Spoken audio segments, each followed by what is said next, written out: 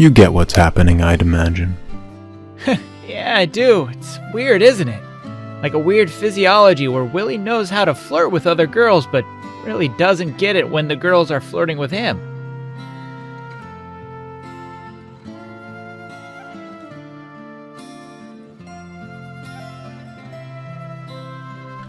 Okay, I think since we're alone, I can ask the real questions here. Huh? I don't get it with you. You're an orphan, just like Willie. No education. I had to teach you how to read and write. And yet you know of philosophy, intimacy, methods of ideology and idealism, even if proven false. You have a good idea of how the economy works here, even without me having to really explain it. Knowing all the costs of things without ever being told. Heck, even knowing some things are literal myth or mythology. So I must now know at this point, how in the world do you know all of this, while I still have to explain it to Willie, who is in the literal same boat as you are? I know Willie calls me a mystery, but you're literally a mystery and a half to me. Well, And don't say it isn't much of anything or just a thought either, since you really didn't explain it in the past comic either, even if it wasn't canon. Yeah, I know the poorly drawn one. Alright. You see, alright. Don't think me bad, but... Huh? Question mark. I always kind of purposely like to eavesdrop on people. Wait, what? Well, ever since I was a baby bunny, as you can imagine, it gets really lonely. So I would purposely find someone talking to another. I'd hide behind a wall or a bush of sorts and just overhear their conversation. I always found it pretty fascinating on what people would talk about. Even if it was a bit lewd, mind you, of their time sharing the details with their best friend of that perfect night they had. But I always go around hearing what people had to say, every topic, and how enthralled they were talking about it. You do know that's a literal breach of privacy. Of course I do, but it's how I learned. And you learned all that with just a year without knowing Willie? No. No?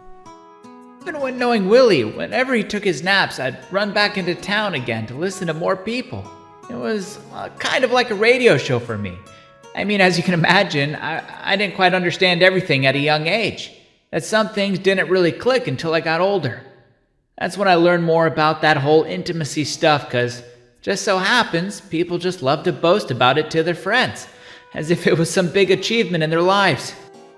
It kind of amazed me on how deep a conversation would go into, and how enthralled people were just to talk about their favorite subject, even if it was clear that the other person they were telling it to had no real true interest in anything they had to say, but did it anyway because they knew they were making their friends happy.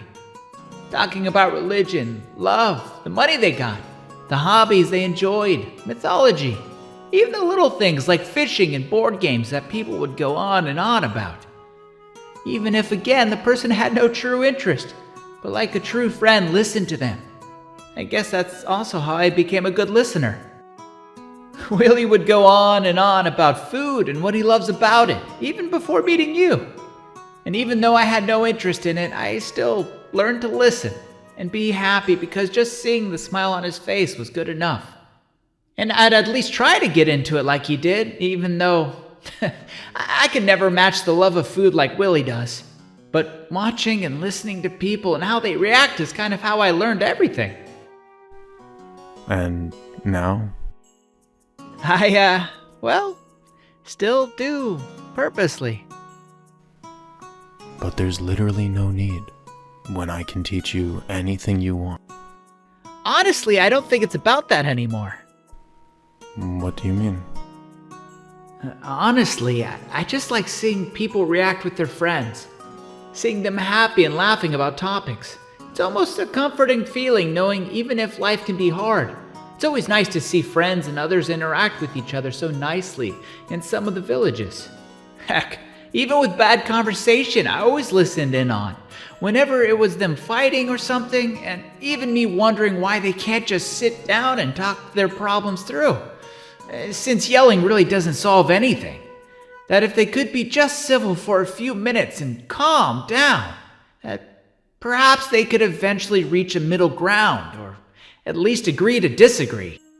But honestly, it's become such a habit for me at this point that it's like second nature to either hide in a bush or high up on a building ledge and overhear them all talking and interacting and hearing about a person's hobby and what makes them happy or upset.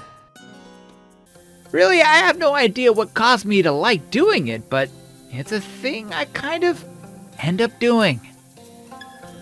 Ah well, boy needs a hobby. Guess that explains a lot about how you know the things you know. I know it wasn't the best way, but, it was my way, I guess.